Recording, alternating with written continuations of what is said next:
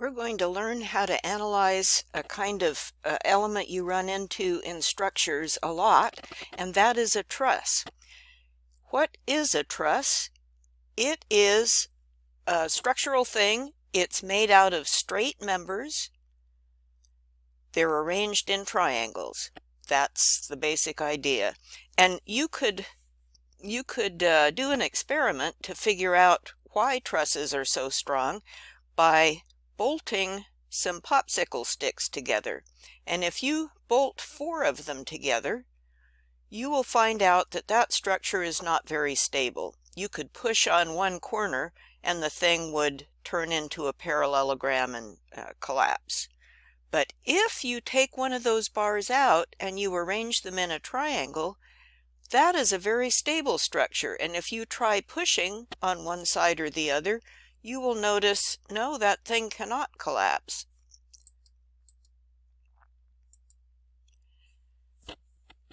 You could make a model of a truss also by getting one of those inexpensive nutcrackers at the grocery store. And so here it is. Get a rubber band and put a rubber band around the 2 ends of the nutcracker. And now push down on the top of that thing. And this person is pushing down with force measured in metric units, so he's pushing down with newtons. So he's pushing down with 10 newtons of force. And the table that it's sitting on is pushing back up with 10 newtons of force, split 5 in each leg. And over here is a free body diagram of that nutcracker. And think about what the pieces of this nutcracker truss are feeling. So when he is pushing down on the top, that thing is experiencing compression, isn't it? It's getting squeezed, it's getting pushed. And there's an equal and opposite push on the bottom.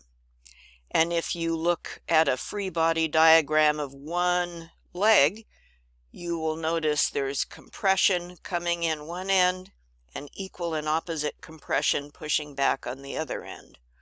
And what about that rubber band at the bottom? As you push down on this nutcracker and those legs start to spread out farther apart, that rubber band gets stretched. And so that rubber band is in tension. And here at the bottom of this slide is a free body diagram of the rubber band. It's getting stretched, and so we see a tension arrow pulling away on one end and an equal and opposite tension reaction pulling away on the other end. So notice how these 3 pieces, each one has only compression, or only tension. These members in a truss are fairly simple that way. And so here is the standard way a truss behaves, and you can depend on this no matter what truss you're looking at. It's like a beam with holes in it. It is a beam with holes in it. And when you put a load on top of the beam and it starts to bend, that upper, they call it the upper chord if it's a truss, the upper surface of the beam is getting compressed, so there's pressure on it, and that surface is squeezing together like the top surface of a sponge. The lower chord of the truss, or the lower surface of the beam, is getting stretched, and so it is feeling tension. And no matter what truss you're looking at, if it's got a load on top, there's compression at the top and there's tension at the bottom. Because a truss is just a beam with holes in it, you can use a truss any place you would normally use a beam, because it is a beam. You might be thinking, oh, it's lighter weight than a beam. So if you made this railroad bridge out of a solid piece of steel, it would be incredibly heavy. But you can cut holes in this thing and remove the things, the places that are not really doing any holding up work, you're left with these triangles which make it lightweight, but it's still able to hold up a locomotive. Why are we analyzing trusses? Well, when we design something, design often means we're trying to figure out how big to make the thing. If we're making a truss out of triangles, we're trying to select how big a piece of steel or wood are we going to use here. And to do that, we're going to figure out how big is the force in that bar. And when we analyze a truss, we're going to figure out how big is the force in each one of those bars, and that will tell us how big a member we need in order to support that force. As we analyze these, we are looking at a theoretical truss. Engineering books call them the ideal truss, and the ideal truss just means this is theoretical. Each one of these bars, as we looked at with our nutcracker, is carrying only two forces, either compression and an equal and opposite compression, or tension and an equal and opposite tension. That's all. And each bar is connected at each end. That's all. And the connections are pin connections. So when we look at a truss, we look at force coming down on one or more of those pin connections. We do not look at force anywhere in the middle. And if we did, that would be some other kind of structure. That would be a thing called a frame. And we are not looking at frames right now. We're looking at trusses. So a truss only has force on an end of a member, and not every member has a force. And we ignore or we neglect the weight of these members. We say the weight is negligible. You could analyze this truss and figure out the forces in each member.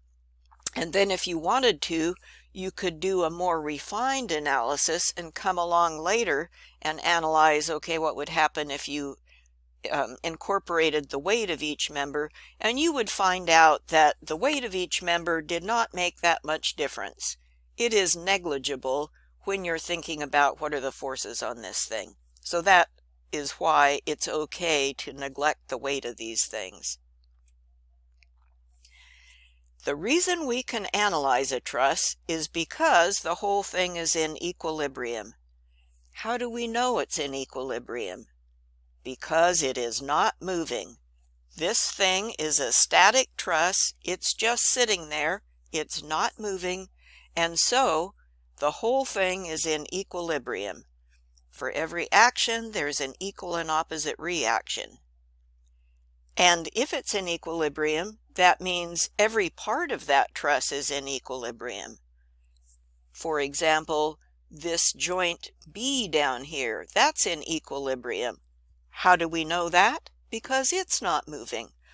If this joint here were not in equilibrium, it would be exploding and flying apart, but it's not. It's just sitting there. So all the forces are equal and opposite in that one local joint, too.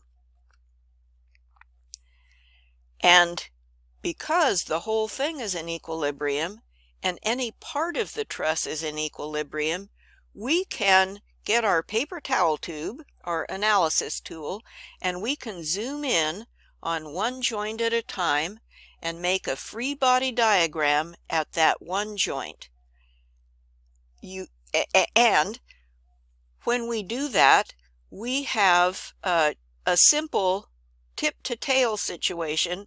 Yeah, we're thinking about a whole truss, but we're only zooming in on one little place at a time, and we're making a free body diagram, and then we're making a tip-to-tail, and that is telling us how big the force is in each bar.